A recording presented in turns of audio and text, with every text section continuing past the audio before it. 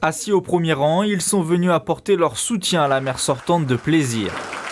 Jean-Michel Fourgousse, Pierre Bédy et Gérard Larcher, les poids lourds politiques du département, ont pu notamment assister à la présentation officielle de l'équipe de campagne de Joséphine Coleman-Berger. Une ville comme Plaisir, comme d'autres communes, c'est un élément du puzzle qui fait la République.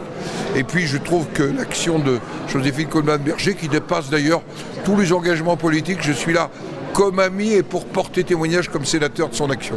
Pour cette deuxième campagne des municipales en tant que tête de liste, la maire sortante a choisi de largement renouveler ses colistiers.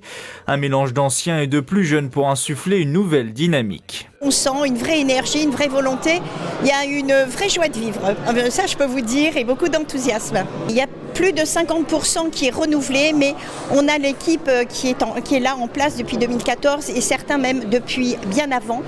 Et je dis toujours, on a tellement travaillé, beaucoup travaillé, qu'on se demande pourquoi on ne pourrait pas continuer dans cette aventure. Chacun leur tour, les 39 colistiers ont pris la parole durant la soirée. Une présentation express qui semble avoir convaincu la centaine de personnes présentes. J'ai l'impression que l'équipe est très sympathique, que ça va bien se passer, je l'espère en tous les cas. On en a pour 6 ans, donc j'aurai l'occasion d'apprendre, de voir et ça semble être une bonne équipe. Je suis toujours en wait and see.